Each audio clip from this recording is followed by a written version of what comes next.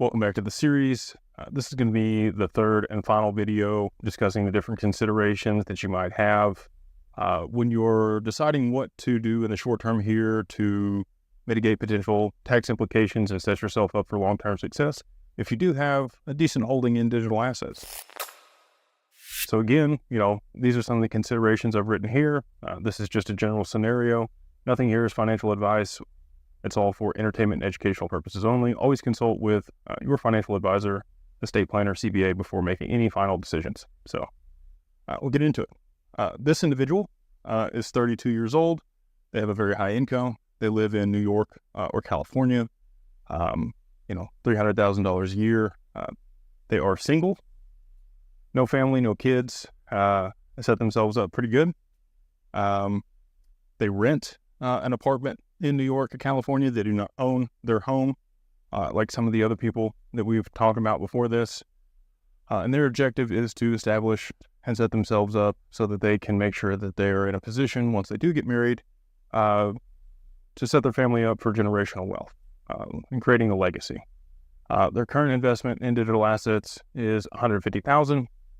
And so, longer time horizon than somebody else that's a bit older in age, like the two previous videos. If you're 45 or if you're 65, if you've got a protracted time horizon, this person doesn't necessarily need the income today, right? They can hold these digital assets for an extended period of time, wait for the appreciation to happen.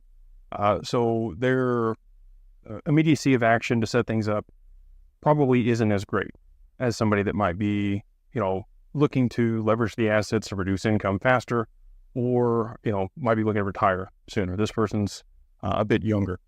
So high income, the consideration here that may play into why they would want to establish an LLC or a trust now are two things.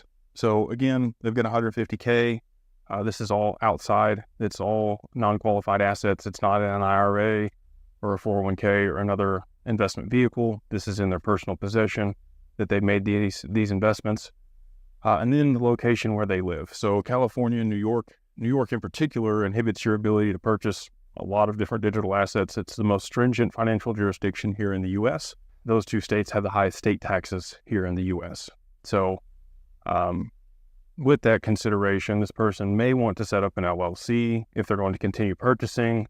They believe that the assets, let's say they did 100x from where they're at, they're going to be looking at $15 million. That is above the gift tax threshold here in the U.S. of $12.92 million.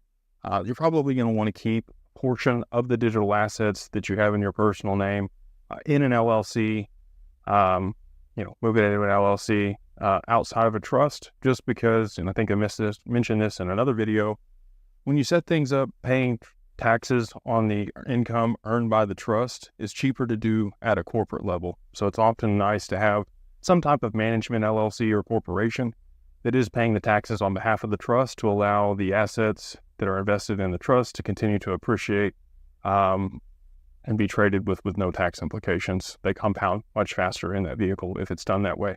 So, if this person just left it as is, let's say they did get 100x on their investments, you got 15 million, maybe they do move the 12.92 million into the trust. They keep, what would that be? 2.1 million left there in the LLC. They can put that to work in some capacity in order to generate income. Same thing with the assets in the trust. And maybe they use all of the income in the LLC to pay the taxes on behalf of the trust and allow the assets there to continue to compound at a significantly faster rate. Anyway, so let's pull it back. Why would they set up an LLC in Wyoming or a trust in Wyoming? What benefits would that have? Well, for this individual, they're not married yet. So setting up a trust now could be very advantageous to make sure that they're not going to be commingling those assets with whoever they do marry later on. Obviously you want to have a good prenup lawyer. That's something that we can help you with at Digital Ascension Group when the time comes for you. If that is a necessity, we have great connections there.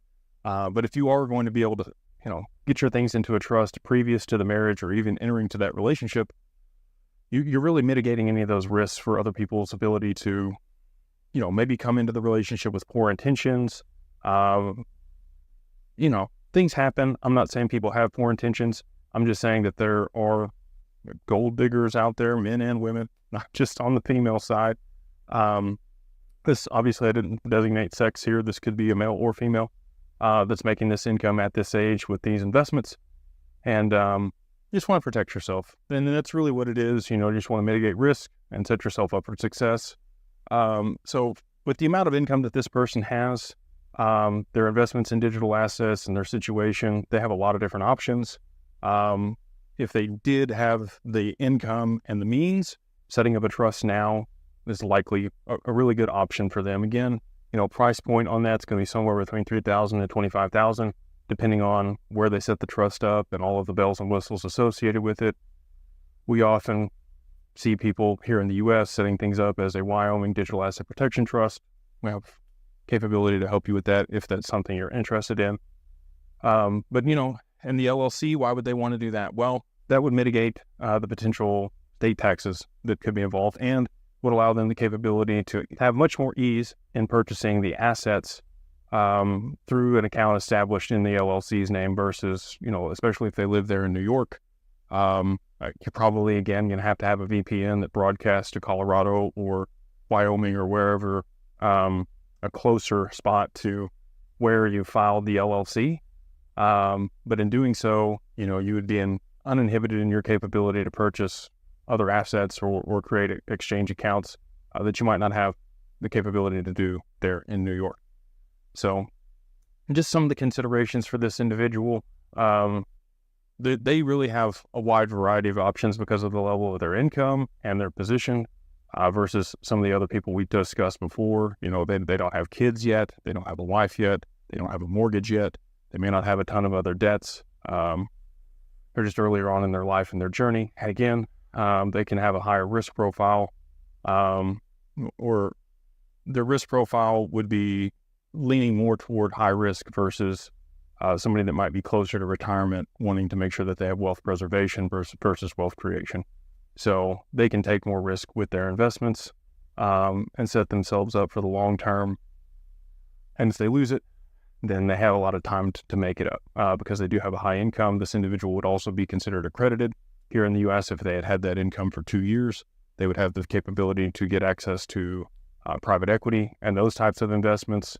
They obviously, and they may have other accounts, we didn't discuss that here. They might have, 401k or other investment accounts in other places. They might own real estate outside of where they rent.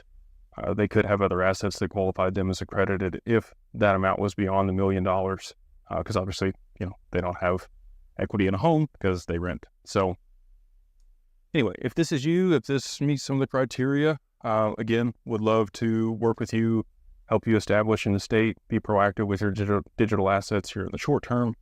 You have a lot of options in comparison to some of the other people. You could even just leave this in your personal name. Again, the only consideration there is going to be the ability to take profits when it comes time. You're not going to be able to reduce those tax implications.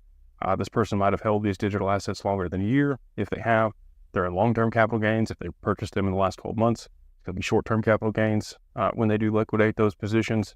So you just got to be cognizant of those, those decisions. And again, because they already have such a high income and they are located in those states, it's probably really in their best interest to go ahead and establish at least an LLC outside of those jurisdictions so that they can use the income that they are going to cash out if they are going to take profits.